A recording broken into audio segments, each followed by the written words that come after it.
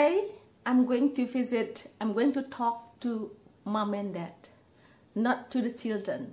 Ya, saya mau bicara kepada papa dan mama untuk bagaimana bisa kita membantu anak kita di rumah belajar bahasa Inggris.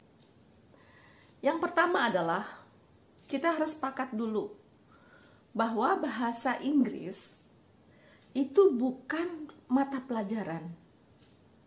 Itu bukan untuk mencari nilai. Papa mama puas kalau anak dapat nilai 8, 9, 10 bahasa Inggrisnya. Itu udah outmoded, itu sudah zaman dulu kayak gitu.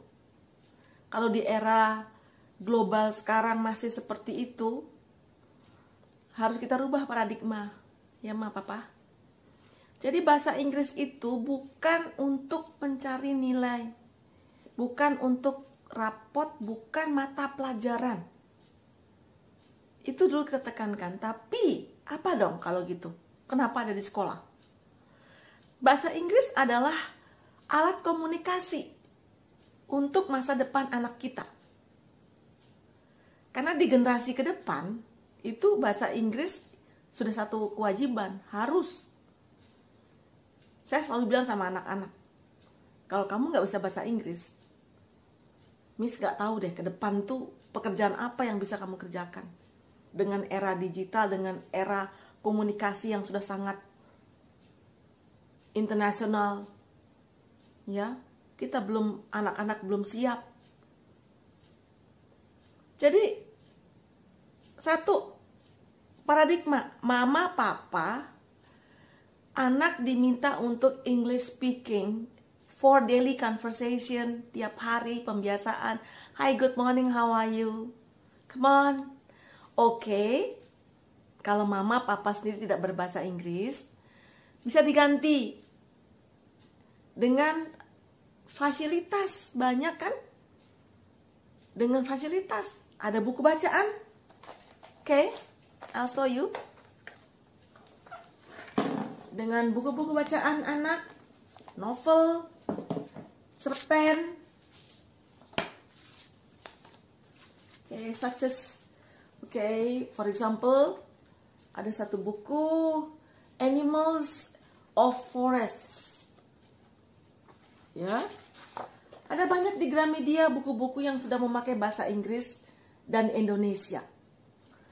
Anak-anak harus visual, anak harus melihat banyak hal yang akan menstimuli alam berpikirnya bahwa tanpa dia sadari dia akan bergaul dengan Inggris itu.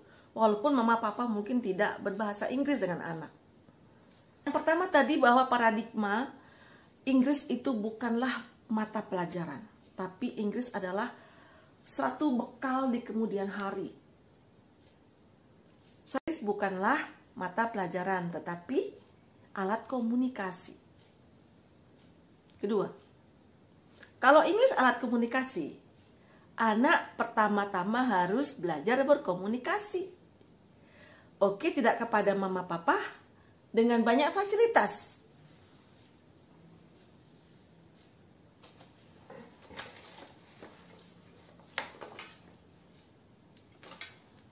Memang gadget bisa memberikan pengaruh yang buruk, tetapi ada juga nilai plusnya yang luar biasa. Kita bisa set waktu di mana anak-anak bisa belajar banyak sekali, dari nyanyian, song, story, games, games. Ada anak kami yang Inggrisnya luar biasa, ngomongnya udah kayak orang penutur asli, native speaker. Dari mana? Dari games. Dari game. Memang game bisa punya dampak buruk, tapi orang tua memberikan juga, yuk games kamu jangan yang ini dong, yang Inggris dong, yang ada Inggris-Inggrisnya dong, ya. Lalu banyak sekali ada di YouTube Kids, YouTube yang khusus untuk anak-anak, dengan segala macam permainan, games, quizzes, menambah anak. Belajarlah, percayalah bahwa dengan visual melihat banyak dan mendengar banyak, itu akan mempengaruhi cara berpikir anak nantinya. Karena saya temukan anak-anak kita yang masih sangat polos banget gitu loh. Inggris itu hanya untuk cari nilai. Enggak ya mama papa, please dong. Kalau mereka harus nonton YouTube, bukan mencari jawabannya, tapi nonton YouTube itu sendiri adalah satu proses di mana anak-anak harus lakukan. Bukan mencari jawabannya. Lalu jalan pintas terus. Jawabannya apa? Bener nggak? You watch the YouTube is already 8. Your point is already 8. Ya. Dapat nilai skornya tuh sudah 8 dengan Anda menonton YouTube itu. Why? Because in the YouTube is all the interaction. Soal nanti mereka bisa menjawab kan itu adalah assignment yang bisa terus diprogres ke depan. Ya, jadi kalau kita sepakat Inggris alat komunikasi, kita sediakan alat untuk anak berkomunikasi. Enggak dengan kita, tapi dengan gadget bisa, dengan buku-buku bisa, ya, dengan banyak hal. Itu yang kedua. Ya mama papa.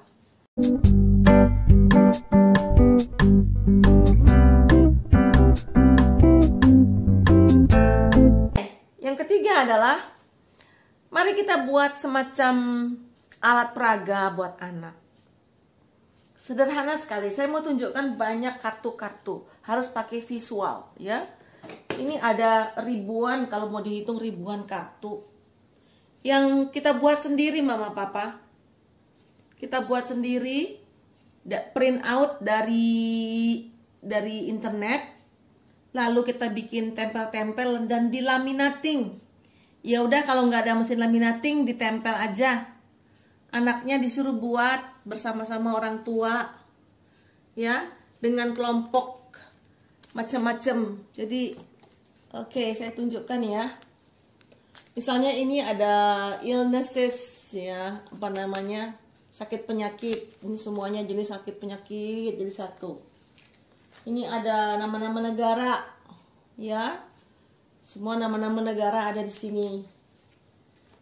Hampir semua kosakata dalam bentuk, semua kosakata itu dalam bentuk visual. Karena anak belajar melalui visual. Ya. 4. Usahakan bahasa Inggris anak kita itu bahasa Inggris yang natural. Natural tuh maksudnya dia harus lebih banyak mendengar yang asli, yang orisinil. Kalau ada anak-anak yang di dalam film-film anak itu lebih natural, jadi mereka punya pengucapan itu. Ya, sedangkan alfabet saja mama papa, A, B, C, D, E, F, G, H, I, J, K, L, M, N, O, P, Q, R, S, T, U, V, W, X, Y, and Z. Cek anak-anak. Kalau alfabet saja belum bisa sampai sebegitu, bagaimana bisa yang lain lagi? Ya, udah kelas 4 SD alfabet belum lulus contohnya. Setiap huruf A itu apa saja? A for apa? A for apple, A for angel, A for apron, A for dari kata A, E atau E ya, bahasa Inggrisnya kan E. Itu E itu ada berapa kata E itu? B, berapa kata itu B? Ya. C, berapa kata itu C? So many words. Itu. Lalu anak banyak bisa juga mungkin dengan membuat huruf-huruf kalau memang belum bisa spelling. Anak-anak yang belum bisa spelling, jangan harap bisa banget ngomong. Ya, makanya Inggris itu nggak cukup di sekolah. Kalau hanya ngarepin sekolah di Inggrisnya nggak cukup. Saya nggak anjurkan untuk les. Sebenarnya itu bahasa komunikasi. You can do it every time, wherever you go, wherever what you see. Ya, kalau nggak punya duit untuk beli buku, just look around toko buku Gramedia untuk baca-baca yang story-story dalam bahasa Inggrisnya. Or you can have your gadget. You can have your gadget. You can see the story in English. Banyak sekali story-story in English. Next time we gonna deal with story-story in English ya. How to read the story. Okay? Bahasa Inggris kita harus natural. Jangan contoh yang nggak natural ya. Anak Indonesia suka sekali bilang is-nya itu ketara sekali. What is it? This is, my name is. Itu nggak natural mama papa. So is itu, kata is itu nggak disebut seperti itu. This is, my name is, my hobby is, apalagi banyak ya. Karena mereka nggak biasa kali mendengar. Sebenarnya bukan is itu sendiri nggak bunyinya is, tapi dia is. Is. What is it? What is it? Oh, this is it. This is it. Kalau coba, this is it. Is it? Is it? Kan nggak natural. Kenapa? Karena bahasa buku. Dia nggak pernah melihat perbandingan suara yang sebenarnya dari orang-orang berbicara di aslinya, dan dia hanya pakai buku baca. Jadi membaca itu membaca buku. This is my, jadi begitu kan? This is my house. I like it. I like it. Kan? Ya, seperti itu. Jadi bahasa itu harus natural. Dari mana dapat naturalnya? Dari sering mendengar. Dari mana kita bisa berbahasa Indonesia?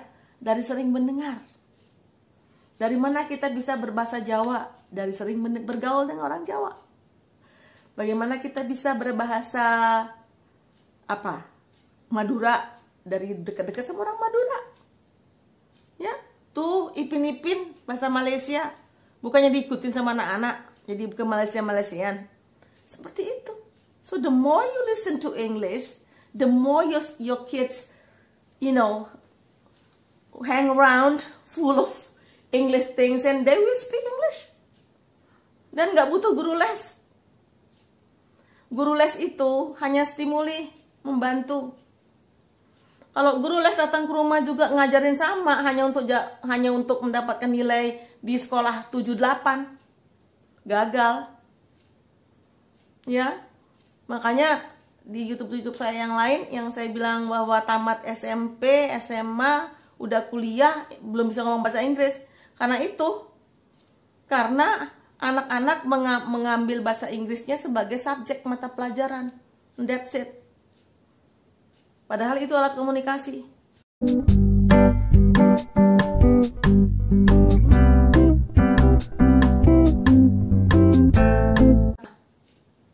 Nah, yang kelima. Gua dulu belajar bahasa Inggrisnya pakai grammar ya. Jadi kita juga ngerasa bahwa anak kita perlu tahu grammar dong. Ini apa nih, Dek? Ini she atau he? Ini apa, Dek? Ini is atau are? Ini jangan dulu dikacaukan mereka dengan pattern-pattern yang membuat mereka ngomong itu, apalagi minta konfirmasi di otaknya. Is it this or that? Is it he or she? Is it are or they? Jangan dulu. Ini namanya pronunciation, kata ganti orang, I, you. Nanti ketika mereka lebih besar, baru mereka tahu istilah itu. Apalagi namanya present tense. Don't mention it. Ya, karena kita orang tua belajar bahasa Inggris dulu dengan cara yang seperti itu, kita pikir anak kita juga bisa seperti itu. No. Let them flow. Let them flow, becoming the citizens of tomorrow, to absorb English kapan saja dan di mana saja, lebih banyak lebih bagus. Nggak usah perlu uang banyak keluar ambil les di sekolah-sekolah mahal. Ya, tapi dan dengan English itu akan membuka cakrawala anak berpikir.